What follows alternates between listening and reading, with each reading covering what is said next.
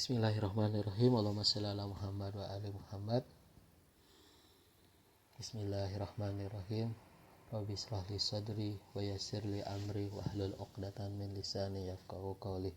Bismillahirrahmanirrahim. Rabbi zidni ilman warzuqni fahman. Assalamualaikum warahmatullahi wabarakatuh. Salam sejahtera untuk kalian semua.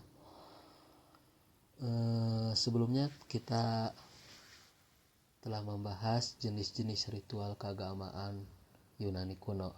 Jenis yang pertama adalah pengorbanan, dan ritual yang kedua adalah festival, dan ritual keagamaan Yunani yang ketiga adalah oracle, dan ritual keagamaan Yunani yang keempat adalah kultus misteri, dan yang kelima adalah ritual pemujaan rumah tangga.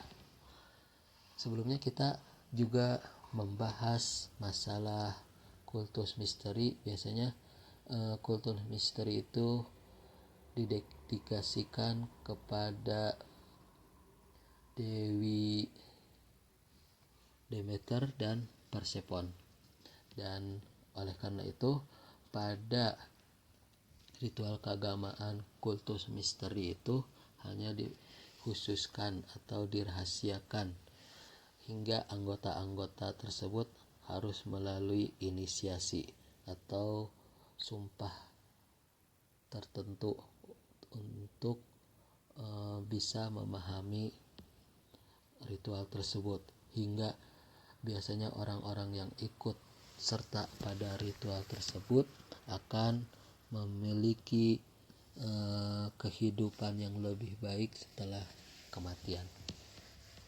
Setelah kita membahas jenis-jenis ritual keagamaan, kita juga telah membahas mengenai tujuan ritual tersebut atau tujuan ritual keagamaan Yunani kuno tersebut. Sebelumnya kita juga membahas ada 4 tujuan ritual. Yang pertama meminta berkah, dan yang kedua adalah menjaga hubungan dengan para dewa, dan yang ketiga adalah memperkuat identitas kelompok, dan yang keempat adalah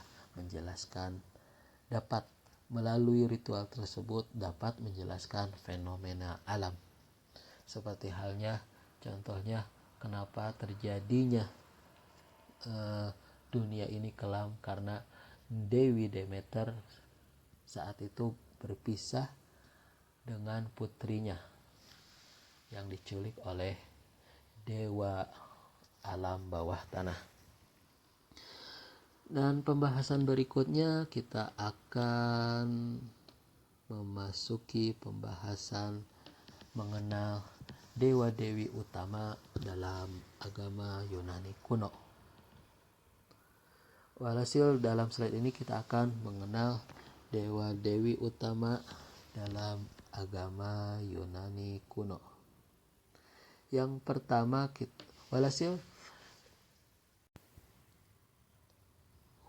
dalam pembahasan ini kita akan mengenali dewa-dewi agama Yunani kuno, dan kita juga akan mengetahui apa hubungan antara dewa-dewi agama Yunani kuno, apakah berstatus ibu, apakah berstatus suami atau putra atau putri.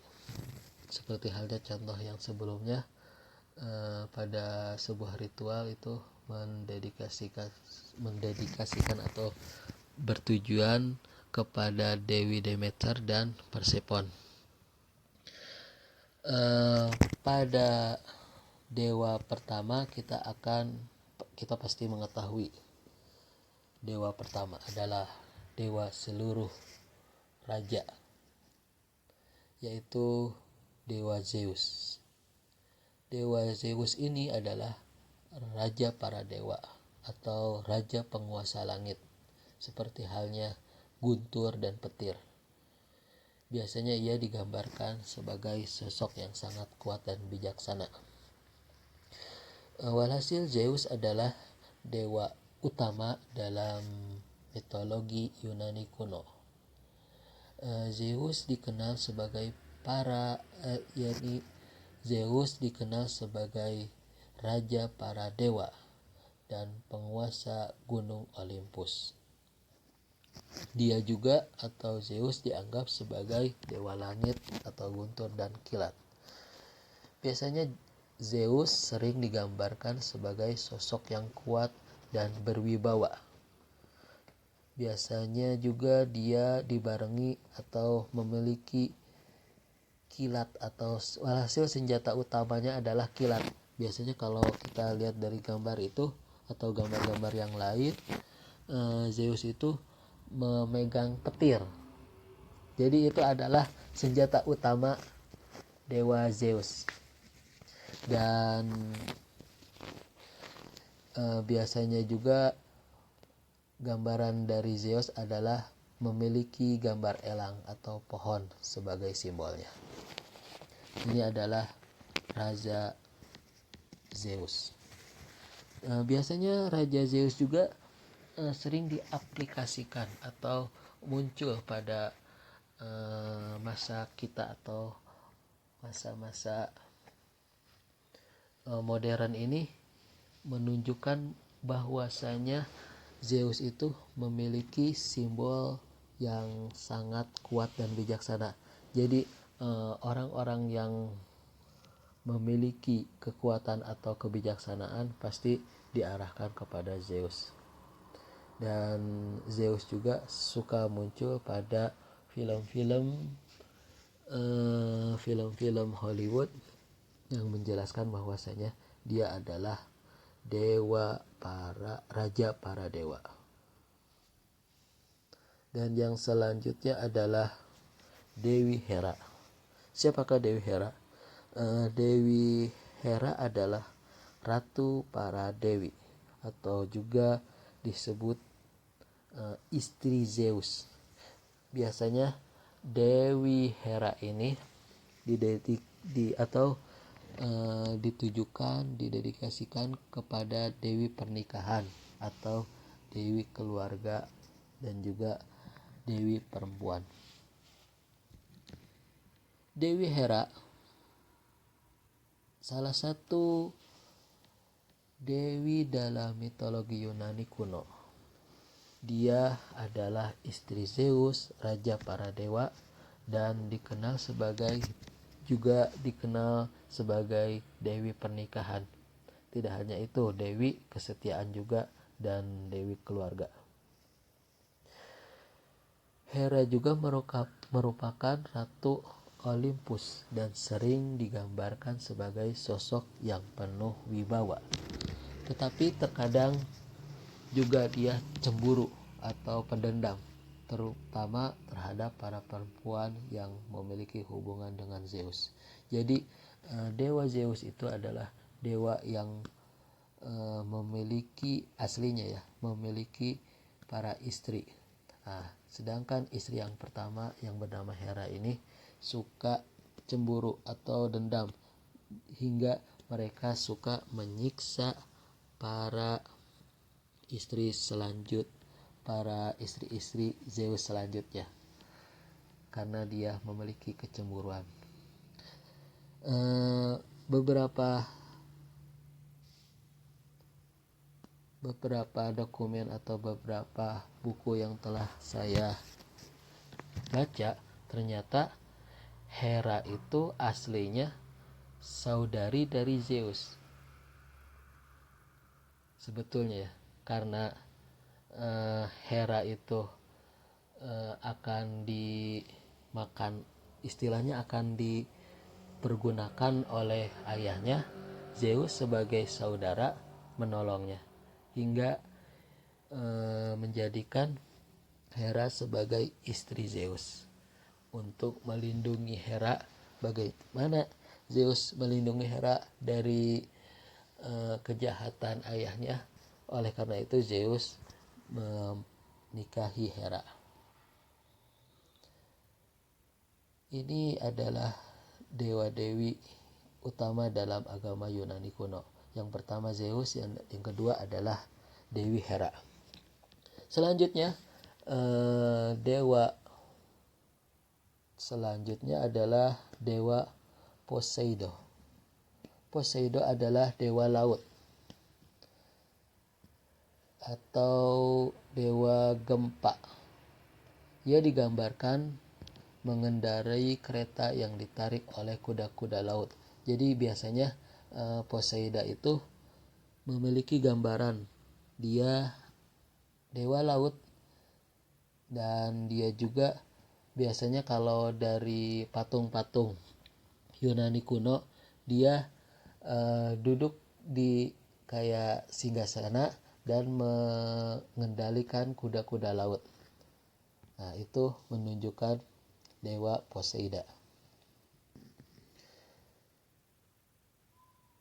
Poseidon merupakan salah satu dari 3 dewa utama bersama saudaranya, Zeus dan Hades. Jadi Poseidon itu bersaudara. Jadi ayahnya Zeus memiliki tiga putra. Pertama Zeus, Poseidon, dan nanti kita akan bahas dewa Hades. Walhasil jadi dewa utama Yunani kuno itu meliputi pertama langit yang dipegang oleh Zeus, Poseidon yang dipegang oleh Poseidon adalah wilayah lautan, sedangkan Hades wilayah bawah atau dunia bawah, kita sebut dunia bawah. Jadi semuanya bersangkut paut. Ini ada 4 dewa dewi, ini semuanya saudara dan saudari.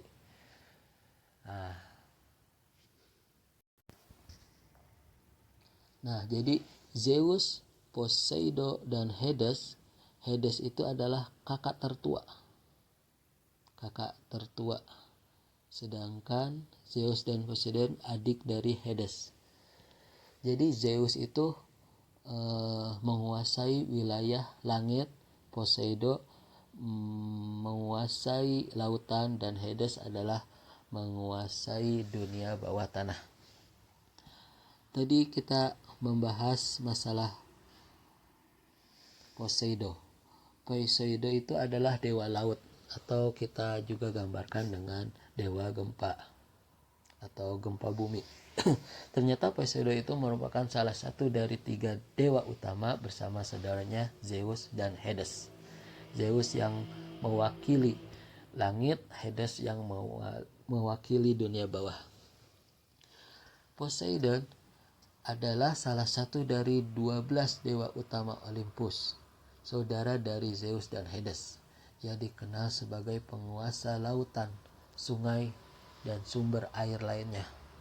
Biasanya Poseidon sering digambarkan sebagai sosok yang kuat dan garang, dengan janggut lebat dan rambut yang terurai. Sebelumnya kita mengetahui bahwasanya senjata utama dewa Zeus adalah petir, sedangkan senjata yang paling khas atau utama dari dewa Poseidon adalah Trisula. Sebuah Trisula itu adalah sebuah tombak yang bercabang 3 yang sangat kuat. Biasanya dengan senjata tersebut atau dengan senjata Trisula itu ia dapat mengontrol gelombang dan juga dapat menyebabkan gempa bumi dan juga dapat menciptakan badai dahsyat. Kalau kita lihat dari film-film Hollywood sekarang ini, kita pernah lihat film Aquaman. Aquaman juga memiliki senjata khusus seperti dewa Poseidon, memiliki tongkat Trisula yang bercabang 3 itu. Nah, cabang 3 yang atasnya bercabang 3 itu Trisula. Tongkat itu bisa memberikan kekuatan. Ia dapat mengontrol gelombang laut, dan dia juga dapat menyebabkan gempa bumi dan juga menciptakan badai dahsyat. Dan yang keempat adalah dewa Hades, yakni kakak tertua dari Zeus dan Poseidon. Biasanya dewa Hades itu menggambarkan dewa dunia bawah atau bisa disebut dengan dewa kematian, dan Hades juga menguasai kekayaan bawah tanah. Nah, jadi biasanya orang-orang atau penambang-penambang tanah ketika mereka ingin membuat perusahaan atau logo-logo pasti dikaitkan dengan dewa Hades, karena dewa Hades itu adalah yang memiliki kekuasaan atau yang memiliki seluruh kekayaan di bawah tanah. Biasanya dewa Hades seringkali digambarkan sebagai sosok yang suram dan menakutkan. Sebenarnya ia memiliki peran yang sangat penting dalam kosmos Yunani kuno atau alam Yunani kuno, atau juga disebut dengan mitologi Yunani kuno. Ia adalah putra tertua dari Kronos dan Rhea. Jadi dewa Kronos dan Rhea itu memiliki beberapa anak, termasuk Zeus, Hera, Poseidon, dan Hades. Hades anak pertama dan Zeus Poseidon adalah anak selanjutnya. Setelah biasanya mitos agama Yunani itu jadi gini, termunculnya dewa keempat ini adalah dari dewa Kronos dan Rhea. Setelah mereka menggulingkan para titan, ketika ketiga bersaudara ini membagi dunia. Jadi Zeus menguasai langit, Poseidon menguasai laut, dan Hades mendapatkan dunia bawah.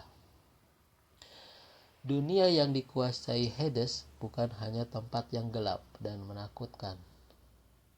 Biasanya tetapi juga tempat di mana jiwa-jiwa orang mati pergi setelah meninggal.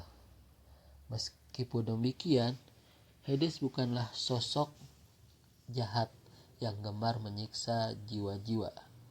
Ia lebih dikenal sebagai penguasa yang adil dan tidak sewenang-wenangnya. Jadi ada yang beranggapan bahwasanya dewa Hades itu tidak seperti yang mereka gambarkan, orangnya garang, orangnya jahat. Tidak. Dengan kemunculan Hades itu adalah pelindung semua kekayaan alam yang ada di bawah tanah. Dan selanjutnya adalah Demeter. Demeter mungkin sebelumnya kita telah membahasnya. Demeter adalah dewi pertanian atau dewi kesuburan, dan juga disebut dengan dewi panen. Biasanya Dewi Demeter sering digambarkan sebagai seorang wanita dewasa yang bijaksana dan penuh kasih sayang. Dewi Demeter memiliki kekuatan untuk mengontrol pertumbuhan tanaman dan siklus musim. Seperti yang kita sebut sebelumnya pada ritual yang khusus itu. Biasanya Demeter juga ketika merasa sedih atau marah, bumi akan menjadi tandus dan tidak ada tanaman yang tumbuh. Dan jika Dewi Demeter merasa bahagia dan senang, bumi akan menjadi lebih subur dan tanaman akan tumbuh dengan sehat. Ini adalah Dewi Demeter. Selanjutnya adalah Dewi Athena.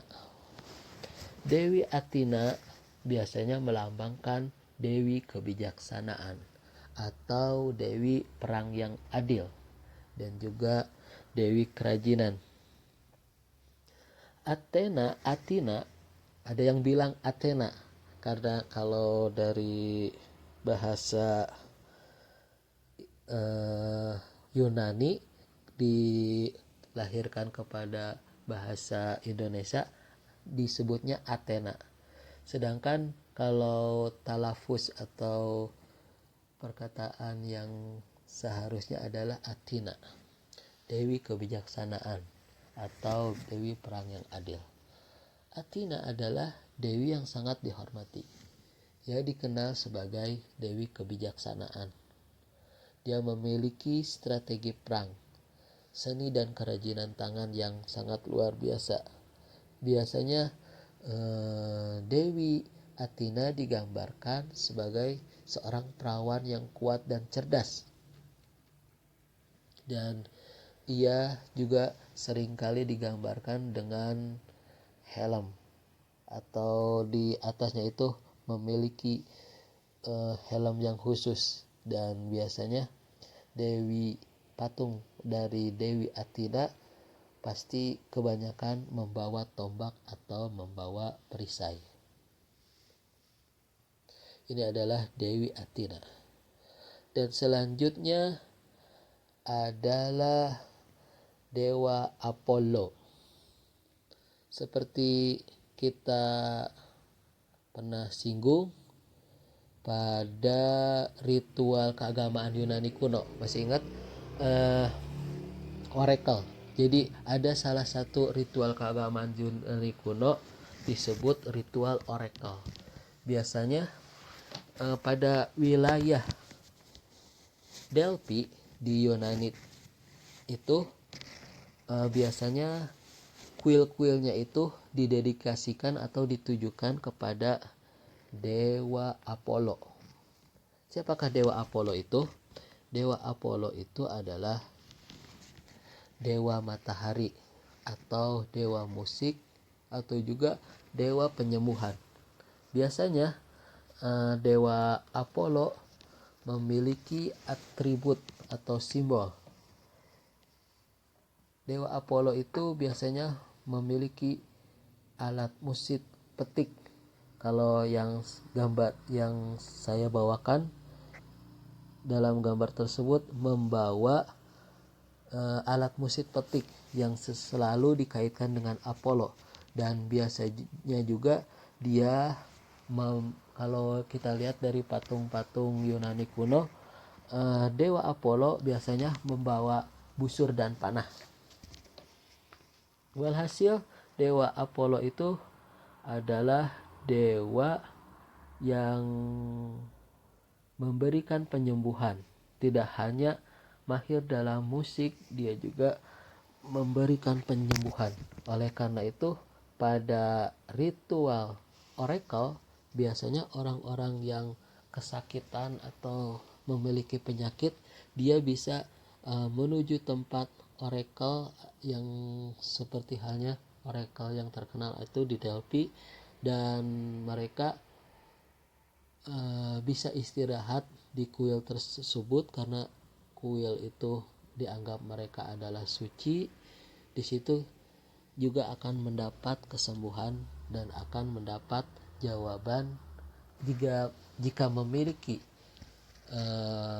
permasalahan atau problem.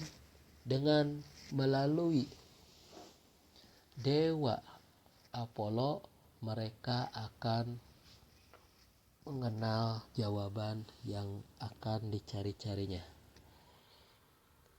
Yang ketiga, yang terakhir adalah Dewa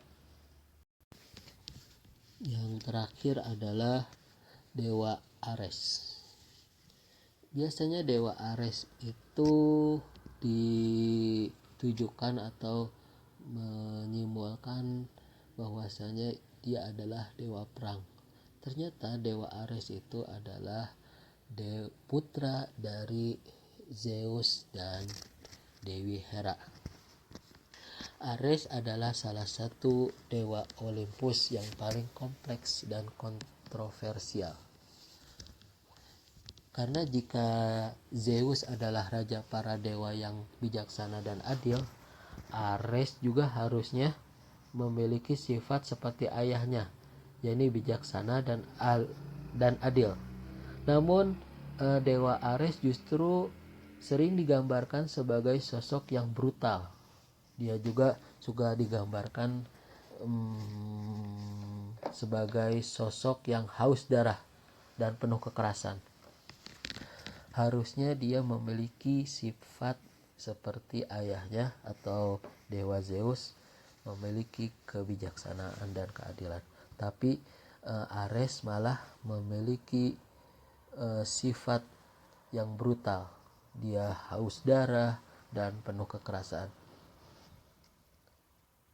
Dan dewa Ares malah dilambangkan jadi dewa yang menyimbolkan pertumpahan darah dan kehancuran.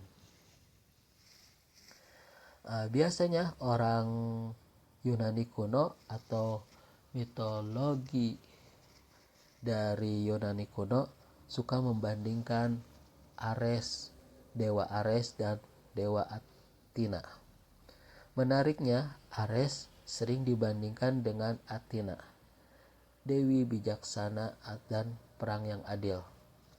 Jika Ares mewakili kekerasan dan kehancuran dalam perang, Athena justru mewakili strategis atau taktik dan kemenangan yang diperoleh melalui kecerdasan. Ini berbeda jauh dengan dewa Ares. Jadi perbandingan antara Ares dan Athena sering digunakan untuk menggambarkan dua pendekatan yang berbeda dalam menghadapi konflik. Jadi ketika kita menghadapi mereka ketika menghadapi konflik, berarti mereka akan merujuk ke dewa-dewi tersebut. Apakah dewa Ares atau Dewi Athena?